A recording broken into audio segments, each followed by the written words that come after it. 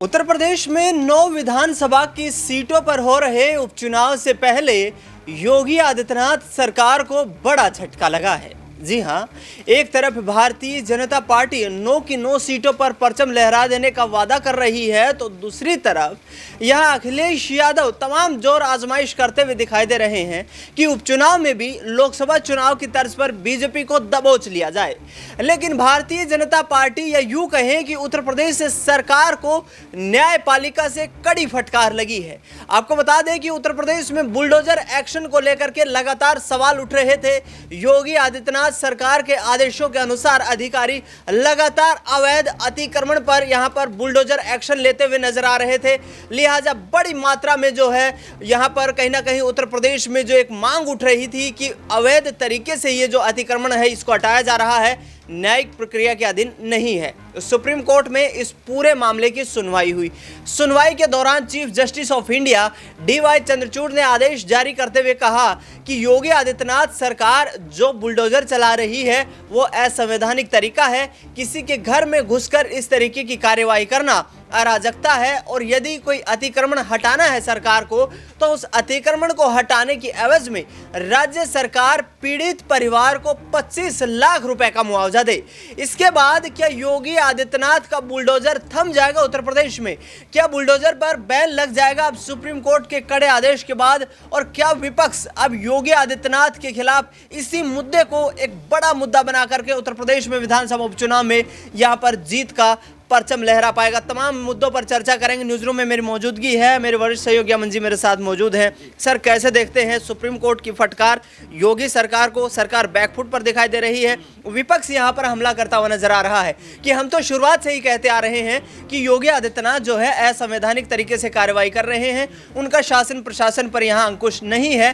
क्या वाकई में अब ये बुलडोजर थमता हुआ नजर आएगा? देखिए, जाहिर बात है कि अगर हम उत्तर प्रदेश को इस समय राजनीति के लिहाज से देखें दिनेश जी, तो नजर आता है कि 9 लोकसभा जो विधानसभा की सीट है उसके ऊपर उपचुनाव होने वाला है। ऐसे में बीजेपी अपनी तमाम कोशिश में लगी हुई है किसी तरह से 5-6 सीटों के ऊपर जीत दर्ज की जाए, क्योंकि आप देख रहे हैं 2024 के बाद से, जब से लोकसभा चुनाव हुए हैं उसके बाद से हम देखें तो पूरे का पूरा माहौल बीजेपी के खिलाफ नजर आता है। क्योंकि एक तो आपकी सीटें आधी हो गई, दूसरा जिस तरह से अयोध्या में आपको हार मिली है उसके बाद सभी एक सुर में ये कहते हुए नजर आ रहे हैं कि भाई अब धर्म जाति की जो राजनीति है वो कम से कम खत्म होती हुई नजर आती है। साथ में जिस तरह से सुप्रीम कोर्ट का यह आदेश और कह सकते हैं जिस तरह से बात कही गई है कि एकदम से बुलडोजर का इस्तेमाल करना, एकदम से किसी का घर गिरा देना, ये कहीं से भी तर्कसंगत नहीं है। इसको लेकर आपने देखा कि जो जमायत के अध्यक्ष हैं अरशद, उन्होंने भी ये बात कही कि भाई क्यों आप किसी ने अपराध किया होता है उसका पूरा घर आप गिरा देते हो, बाकी 5-6 लोग या जितने भी लोग घर के अंदर रहते हैं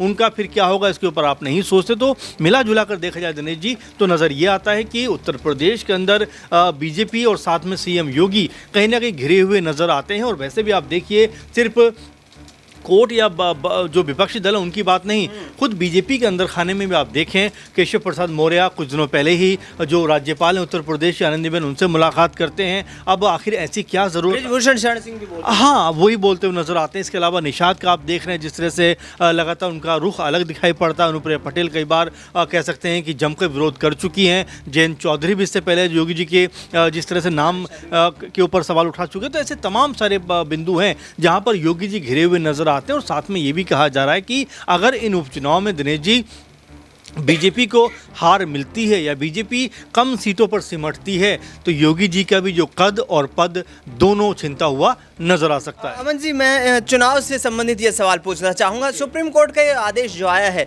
इसका इस विधानसभा उपचुनाव पर कितना इम्पैक्ट देखने को मिलेगा? क्या बीजेपी बैकफुट पर दिखाई देगी? देखिए, पहली बात तो ये दिनेश जी की जो सपा पीडीए का नारा अब तक दे रही थी उसमें आप देखेंगे 9 में से 4 जो प्रत्याशी हैं वो मुस्लिम समुदाय से आते हैं। अपने आप में ये महत्वपूर्ण बात हो जाती है। और साथ में इस 2024 का अगर हम आंकड़ा निकालें तो लगभग 90+ मुस्लिम्स ने सीधे सीधे सपा को साथ दिया है, सपा का वोट दिया है। 2022 में भी लगभग 80% से भी ज़्यादा मुस्लिमों ने एक तरीके कहें कि समाजवादी पार्टी को वोट किया। तो सीधे तौर पर देखा जा रहा है कि अगर ये आदेश आया है तो जो मुस्लिम वोट बैंक है उसका कह सकते हैं कि सपा की तरफ रुझान और बढ़ता हुआ नजर आएगा। और साथ में योगी जी का जो कद है, क्योंकि बुलडोजर बाबा के नाम से कहीं ना कहीं फेमस हो रहे थे कि भाई कहीं भी कुछ होगा तुरंत बुलडोजर पहुँच जाएगा। अब वो चाहे सही सही हो, गलत हो, बात की बात है, लेकिन घर को नस्ते-नाबूद कर दिया जाएगा। अब उनके ऊपर जिस तरह से नकेल कसने का काम किया गया है, जिस तरह से कार्यशैली के ऊपर सवाल उठाए गए हैं, बिल्कुल ये जाहिर सी बात है दिनेश जी कि यहाँ पर ना सिर्फ सीएम योगी को कहीं ना कहीं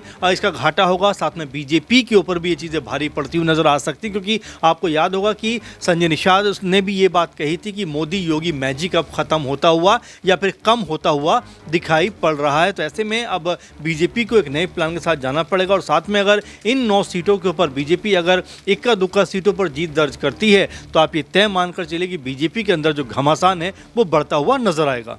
बीजेपी में घमासान बढ़ता हुआ नजर आएगा, क्योंकि योगी आदित्यनाथ का प्रभाव उत्तर प्रदेश में कम होता हुआ नजर आ रहा है। ऐसे में अखिलेश यादव के लिए कितना बड़ा ये बूस्ट होगा, नाजमीन से जानने का प्रयास करेंगे। नाजमीन, ये जो आदेश आया है सुप्रीम कोर्ट का, अखिलेश यादव इसको क्या चुनावी एक जो हथियार के रूप में इसको ग्रैब करते हुए नजर आएंगे, इसको भुनाते हुए नजर आएंगे? क्योंकि योगी आदित्यनाथ पर पहले से ही हमलावर दिखाई दे रहे हैं, और उत्तर प्रदेश में यदि ये एक्शन जो थमता नजर आता है तो समाजवादी पार्टी इसको कितना क्रेडिट लेते हुए नजर आएगी? देखिए, सुप्रीम कोर्ट के जरिए जो फैसला निकलकर सामने आया है बुलडोजर वाली राजनीति को लेकर, ये कहीं ना कहीं भारतीय जनता पार्टी की मुश्किलों को खड़ा करता हुआ जरूर नजर आ सकता है। देखिए, जब से मुख्यमंत्री की कुर्सी पर काबिज योगी आदित्यनाथ हुए हैं, 2022 में सीएम पद पर काबिज हुए, उससे पहले भी योगी आदित्य 2017 में योगी आदित्यनाथ मुख्यमंत्री बने, तो उनकी एक नीति या कहें एक ऐसे फैक्टर को लेकर सामने आते थे, या तो किसी का सीधा एनकाउंटर कर दो, या अगर अवैध निर्माण है या कोई आरोपी है उनके घरों पर बुलडोजर चला दो। अरे इन्हीं दो नीतियों की वजह से योगी आदित्यनाथ का नाम न सिर्फ उत्तर प्रदेश में बल्कि हर राज्यों में देखा जाने लगा, और बुलडोजर वाली राजनीति को अपनाने के लिए मध्य प्रदेश के मुख्यमंत्री मोहन सिंह यादव भी यहाँ पर सामने आए। तो ये एक बड़ी नीति, एक बड़ी योजना तो सामने आई, लेकिन अब यही भारतीय जनता पार्टी पर भारी पड़ रही है कि आप बिना नोटिस जारी किए हुए, बिना आप यहाँ पर जानकारी दिए हुए अचानक से जाते हैं, बुलडोजर चला देते हैं, कितने घरों को उजाड़ देते हैं, कितने घरों को उजाड़ने के बाद आप सीधे तौर पर कहते हैं कि हमने फुल एंड फाइनल कर दिया है, ये फैसला है और यह न्याय है। ये न्याय कहीं से नज़र नहीं आता है, और इसी आधार पर सुप्रीम कोर्ट ने जो फैसला लिया है कि ये जो आप बुलडोजर चलाते हैं ये सही नहीं है, और जो मुआवजे की राशि है 25 लाख रुपए लौटाने की बात की जाती है, ये भी कहीं ना कहीं एक बड़ा फैक्टर उत्तर प्रदेश के उपचुनावों में देखने को मिल सकता है, जहां समाजवादी पार्टी लोकसभा चुनाव में बेहतर प्रदर्शन करती हुई नजर आई,